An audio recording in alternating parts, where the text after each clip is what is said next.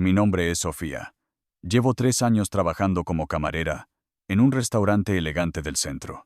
No era el trabajo de mis sueños, pero me ayudaba a pagar la renta, las cuentas de mi madre enferma y a ahorrar un poco para retomar la universidad. A veces me tocaban clientes amables, generosos, incluso humanos. Otras veces tenía que lidiar con hombres como él. Todo comenzó un viernes por la noche. Uno de esos turnos donde el restaurante está a reventar. Las cocinas no se dan abasto, y uno apenas tiene tiempo para respirar. En medio de ese caos, entró un hombre con un traje tan costoso que parecía más una declaración de poder que una prenda de vestir. Llevaba un reloj que valía más que mi auto, y una mirada que ya había juzgado a todos sin necesidad de hablar. Se sentó en la mesa 5, justo frente al ventanal, como si supiera que ahí lo verían todos. Me acerqué con la mejor de mis sonrisas. ¿Te está gustando la historia? Deja tu me gusta y suscríbete al canal. Ahora sí, te dejo ver el video. Aún con el estrés de las otras mesas sobre mis hombros. Buenas noches. ¿Le gustaría empezar con algo de beber?, pregunté. Él ni siquiera me miró. Solo levantó la mano y dijo, tráeme algo decente. Tú sabrás, ¿no es eso lo que haces? Hubo una pausa. Sonrisas incómodas en la mesa de al lado. Un cosquilleo de indignación me recorrió la espalda, pero respiré hondo. Lo ignoré. Fui por un vino caro, que sabía que le gustaría. Volví, serví con cuidado. Apenas probó un sorbo, frunció el ceño. Esto sabe a cartón. ¿Acaso no sabes hacer nada bien? Las risas ahora venían de su boca. Risas burlonas. Risas que no buscaban gracia, sino humillación. Mi corazón latía fuerte. Podía sentir las miradas. Me ardían las mejillas. Señor, dije, con voz firme, si desea otra botella, con gusto se la traigo. Pero si lo que busca es alguien a quien despreciar para sentirse superior, ha venido al lugar equivocado. Silencio, silencio total en el restaurante. Las copas dejaron de tintinear. Los cubiertos dejaron de sonar. El millonario me miró, sorprendido. Nadie le hablaba así. Nadie se atrevía. Y sin decir una palabra, se levantó y se fue. Yo pensé que me iban a despedir.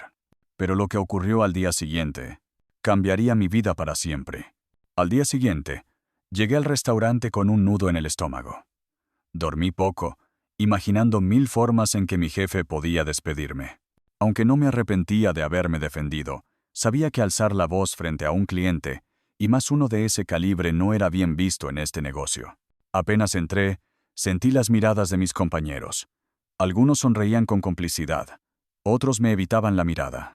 Carla, la hostess, se me acercó corriendo. Sofía, ven. El jefe quiere verte en su oficina. Tragué saliva. Ya estaba.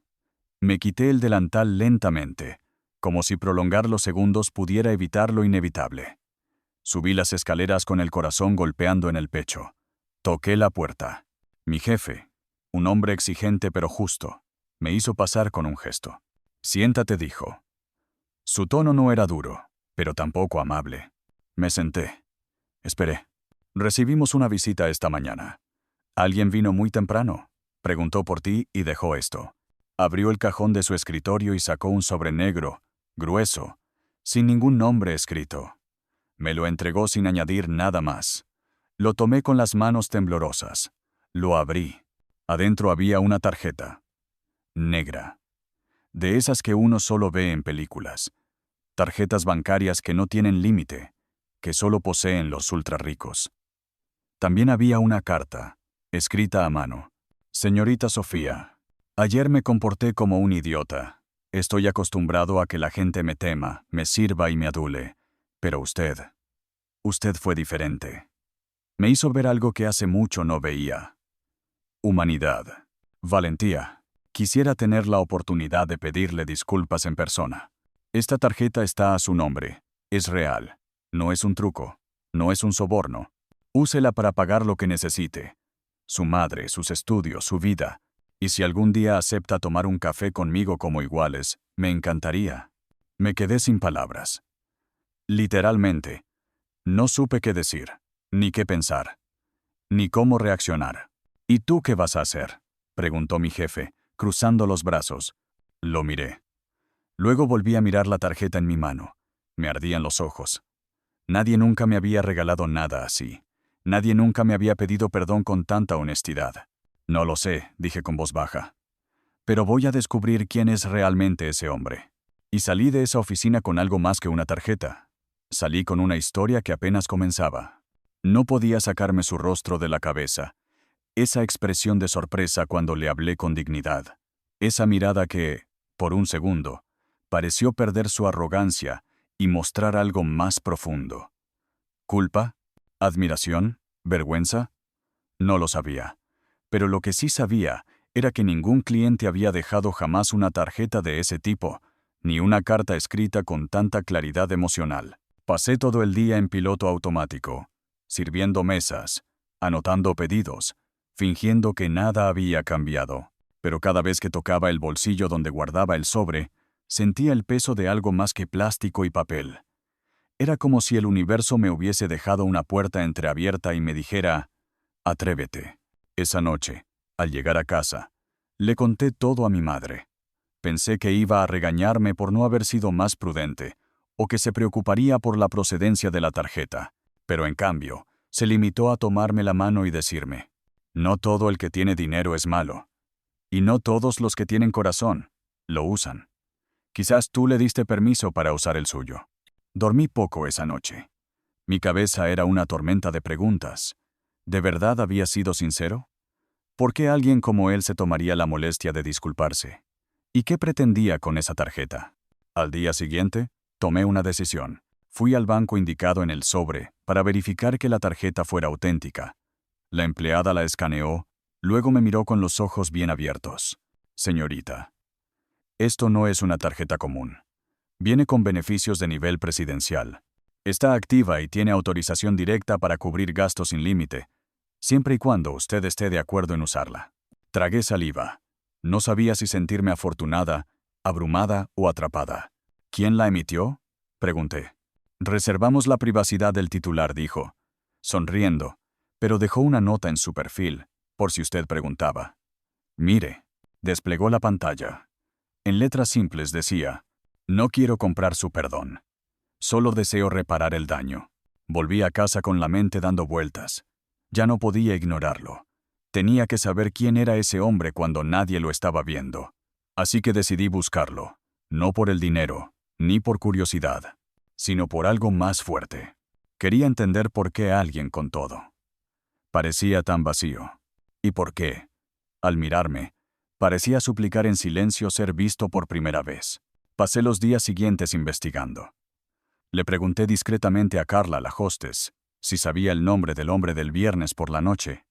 Ella sonrió con picardía. «Claro que sí. Se llama Daniel R. Blake. Viene de vez en cuando.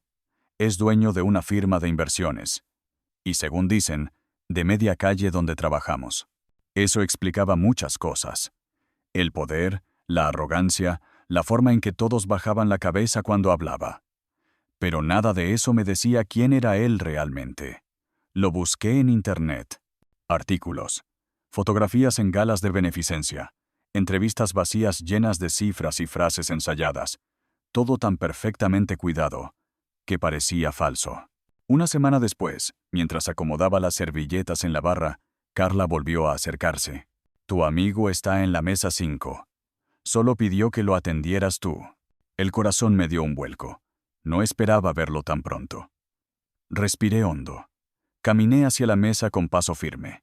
Ahí estaba, con otro traje impecable, pero esta vez sin el escudo de la arrogancia en el rostro. Se levantó al verme. Sofía dijo con un leve asentimiento. «Gracias por venir». «No me diste mucha opción», respondí, sin sonreír del todo. «Lo sé. No vine a jugar. Solo quería que me vieras como soy. O al menos, como intento ser». Hubo un silencio. Esta vez incómodo solo para él. «No quiero tu tarjeta», le dije. «Pero quiero saber por qué hiciste todo esto. ¿Por qué yo? ¿Por qué ahora?» Daniel bajó la mirada. Sus manos, tan seguras al firmar cheques, temblaban apenas. «Porque tú no me tuviste miedo». Y eso me hizo sentir humano, por primera vez en años. Se hizo a un lado e indicó la silla frente a él. ¿Puedo invitarte a un café? Sin títulos, sin máscaras. Acepté. No por él, no por la curiosidad, sino porque en sus ojos vi algo que nunca había visto en ningún cliente. Autenticidad y un rastro de dolor que no se compra con millones. Lo que no sabía era que esa conversación sería apenas la primera de muchas que cambiarían nuestras vidas. Esa tarde, hablamos por casi 2 horas. Al principio, la conversación fue torpe, como si él intentara caminar sin bastón por primera vez. Pero poco a poco, sus palabras fueron perdiendo rigidez. Me contó que había heredado la empresa de su padre, un hombre severo, obsesionado con el éxito y alérgico al afecto. Desde joven, Daniel fue entrenado para dominar, no para conectar. Le enseñaron a hablar fuerte, no a escuchar. Durante años creí que si tenía poder, tendría respeto. Y si tenía respeto, entonces sería amado, dijo, mirando el borde de su taza. Pero me equivoqué. El respeto por miedo nunca se convierte en amor, solo en soledad. Yo escuchaba en silencio. Jamás imaginé que aquel hombre altivo y burlón tenía tantas grietas bajo el mármol. ¿Y qué cambió?, pregunté. Me miró con sinceridad. Tú. No supe qué responder. Fue tan directo que por un instante sentí que el aire se espesaba. No hice nada, dije. Solo te puse un límite. Exactamente, respondió con una sonrisa leve. Y ese límite fue como una bofetada que me despertó. Me hiciste recordar que no soy invencible, que soy humano. Y que si alguien se atrevió a decirme la verdad sin temer perder su trabajo, es porque he estado viviendo rodeado de mentiras. Me ofreció la tarjeta de nuevo. Esta vez con una mirada distinta. No es caridad, es gratitud. Tómala, y haz con ella lo que quieras. Destrúyela, guárdala, úsala, pero no la rechaces por orgullo. Acéptala como símbolo de que alguien puede cambiar, de que yo quiero cambiar. La tomé. No por el dinero, sino porque entendí lo que representaba. Era su manera de rendirse ante su ego, de decir, quiero ser mejor. Esa noche, al cerrar el restaurante, me quedé mirando las luces de la ciudad desde la parada del bus. Apretaba la tarjeta en mi mano y pensaba en lo extraña que es la vida. Cómo a veces basta un basta para que todo empiece a transformarse. Y cómo a veces, quien parece tenerlo todo, es el que más necesita ser salvado. Esa tarde, hablamos por casi 2 horas. Al principio, la conversación fue torpe, como si él intentara caminar sin bastón por primera vez. Pero poco a poco, sus palabras fueron perdiendo rigidez. Me contó que había heredado la empresa de su padre, un hombre severo, obsesionado con el éxito y alérgico al afecto. Desde joven, Daniel fue entrenado para dominar, no para conectar. Le enseñaron a hablar fuerte, no a escuchar. Durante años creí que si tenía poder, tendría respeto. Y si tenía respeto, entonces sería amado, dijo, mirando el borde de su taza. Pero me equivoqué. El respeto por miedo nunca se convierte en amor, solo en soledad. Yo escuchaba en silencio. Jamás imaginé que aquel hombre altivo y burlón tenía tantas grietas bajo el mármol. ¿Y qué cambió?, pregunté. Me miró con sinceridad. Tú. No supe qué responder. Fue tan directo que por un instante sentí que el aire se espesaba. No hice nada, dije. Solo te puse un límite. Exactamente, respondió con una sonrisa leve. Y ese límite fue como una bofetada que me despertó. Me hiciste recordar que no soy invencible, que soy humano, y que si alguien se atrevió a decirme la verdad sin temer perder su trabajo, es porque he estado viviendo rodeado de mentiras. Me ofreció la tarjeta de nuevo. Esta vez con una mirada distinta. No es caridad, es gratitud. Tómala, y haz con ella lo que quieras. Destrúyela, guárdala, úsala.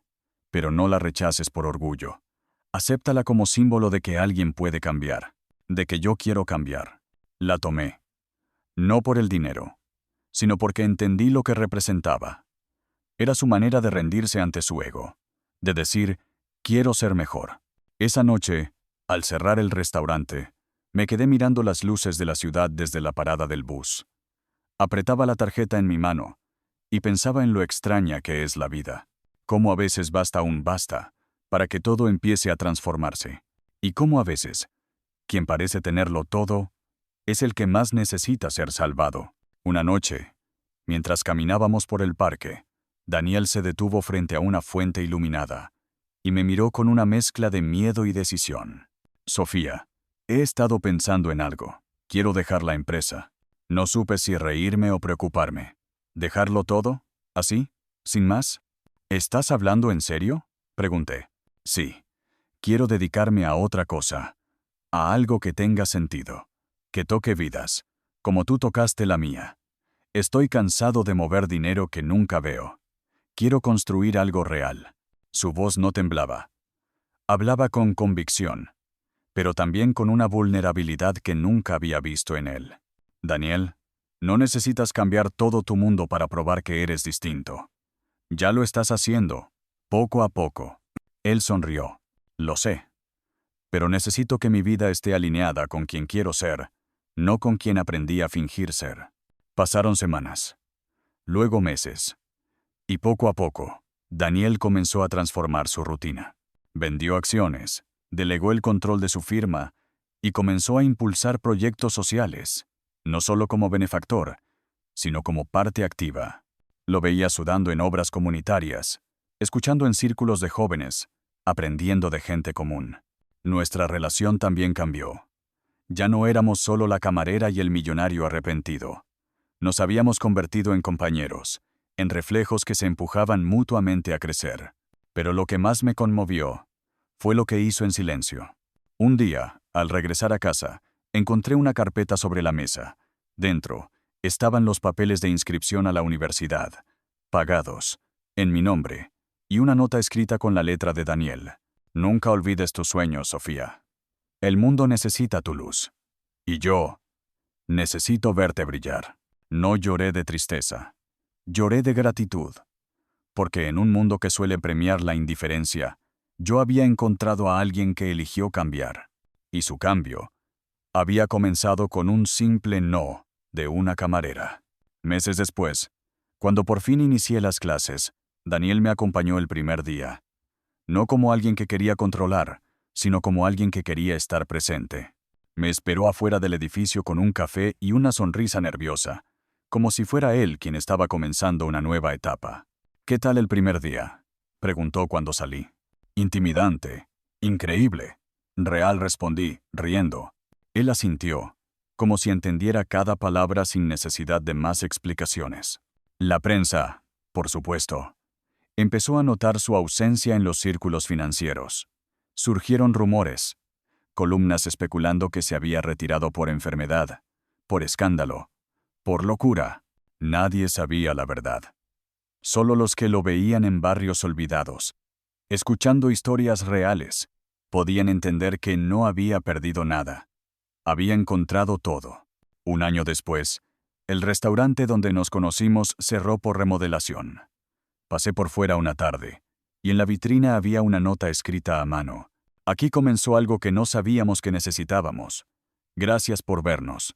La firma era nuestra. Daniel y yo no nos convertimos en una historia de cuento de hadas. No hubo castillos ni finales perfectos. Pero sí hubo amor, del que se construye, del que se elige, del que transforma sin prometer milagros.